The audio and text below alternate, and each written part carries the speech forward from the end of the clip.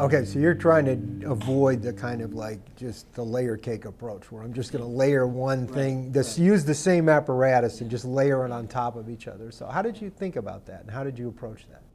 The first stabs we did this, which is we shifted from models in which people knew the model to people imagine there's this benchmark model as an approximation and then just stuck in a rich set of the ways in which things might go wrong.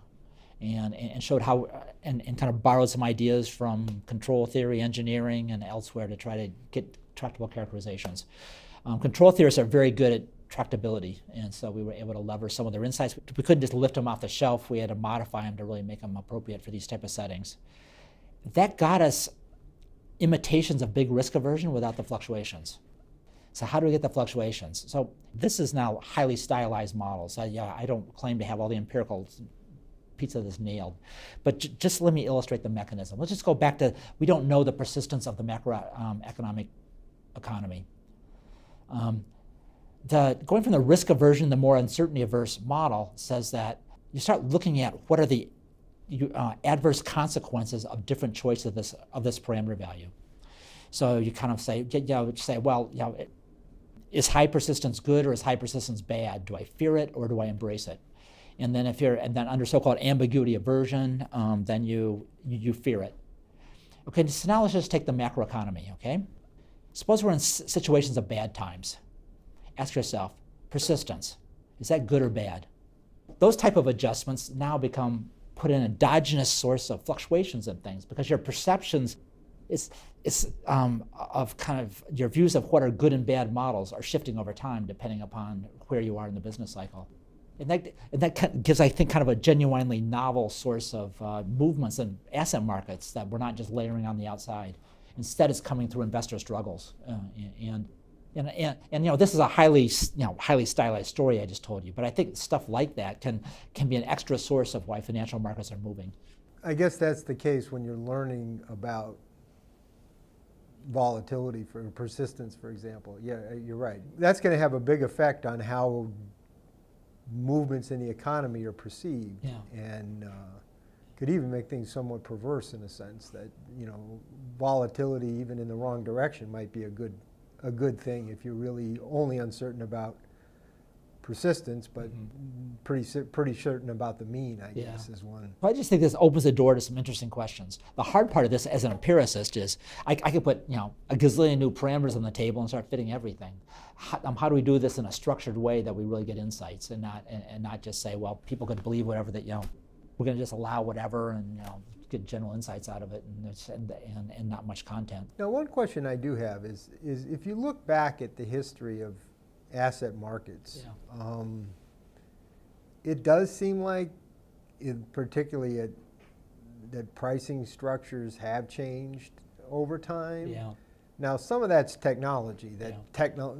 Just the ability to trade faster and do all kinds of things has changed. Yeah.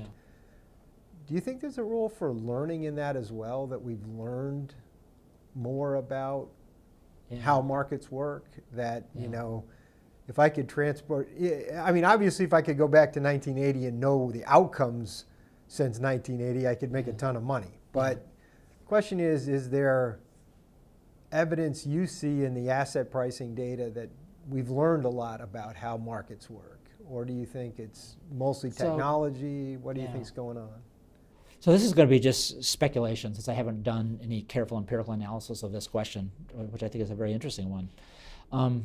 I do think that there's a really important aspect of kind of learning about markets. When you first create markets, participants, and that can be tremendously important. And I think in financial markets, what's happened is there's been lots of new different type of markets coming into play. It's my understanding, like if you talk to people at the CME, they will be putting markets on new type of constructs, and they can't even predict the ones that will be successful and not successful. A bunch will fail, and kind of a small number will succeed. So it's kind of a tough game to even figure out which ones are going to work well.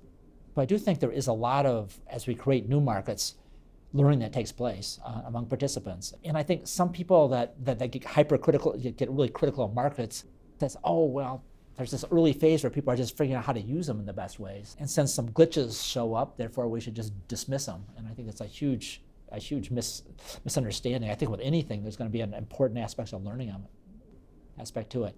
So I think financial markets is interesting in the sense that the technology of trading certainly has changed. And I think it's, in terms of long-term consequences for resource allocation, I think it's an open question whether it's had a big impact on that. But no, it could well have affected how we share risk. I think that's a tremendously important question, and we don't have good quantitative answers for it. I think about the same thing in the context if we think about the role of behavioral finance. There's anomalies in financial markets all over the place. Identifying anomalous behavior, I don't know, you can get papers daily on this subject. The question is, where do the anomalies occur? Are they occurring in places in which there's big consequences for resource allocation? And do they persist in those places? Or are they sitting out there in places in which the consequences for the overall resource allocations for society are fairly inconsequential? Really demonstrating that there's that the anomalous behaviors occurring in ways that really messes up resource allocation is a part of that literature. I think that's been very, very slow to develop yet. It seems to me like ought to be a central question. How is it behavioral finance played into your research agenda, or how is it tied into the kind of things? Because it seemed to be motivated by some of the same topics, but Yes. a very different approach, it seems to me. Right. And where do you think they've influenced your direction? A lot of my work has been now concerned, given this concern about a broader notion of uncertainty, it leaves open the question about when is learning easy and when is it hard? And because the places where these effects I'm talking about can be most prominent are cases in which it takes a long time to learn about stuff. Like I think persistence in the macroeconomy takes a long time to learn about, and it couldn't change a lot. Other stuff, you can figure stuff out really, really, really quickly from data. So, for example, you might be saying, like, if the correlation of growth rates is 0.99 versus 0.98, might take us a while to figure out which one of those is, and it might matter a lot which one it is. Yes, and that literature actually mattered a lot which one that is, remarkably. Yes, absolutely. So I think understanding kind of where learning is hard and where learning is easy is, I think, quite important, because I think in environments where learning is really, really hard, it's really hard for people to figure out. There's in some sense more scope for what people think of as behavioral distortions, because you've got people in this environment where you stick a smart statistician in that environment, a smart statistician would even be struggling. I think appeal to psychology is interesting, but I think also appeal to kind of when is learning easy and when is it hard. And I think that, and to me, that's central to all this, and I don't think enough attention has been paid to it. And so I've been trying to think about misspecification of asset pricing models by how much do I have to mess up people's beliefs statistically to make the models start working right, as a way to just kind of get at issues like that. So for me, I would like to at least try to connect some of these behavioral distortions to this question of how much information we have about the past and how hard it is to figure stuff out, and environments where things are easy and hard. And also, but then the other side of this is what I was talking about, is that the resource stakes are really, really big in this. Maybe people invest even more to figuring stuff out, and I think that's also another part of this. If it's not that important to me that I figure something out, then maybe learning is going to be slow just by my own choice. I think that's also important parts of this. Part of me hates the term behavioral economics and behavioral finance, because all of economics is about behaviors. I never quite understood what the label meant. Some people would say the work I've been doing with others connected to uncertainty aversions and concerns about model misspecification is a type of behavioral finance or something. I don't know whether it is or it isn't. It's true that we're not going in looking at psychology to provide us all the answers. I'm not opposed to people looking at psychology for answers. We're instead led to think about when is learning hard, when is the environment transparent, when is it complex, issues like that.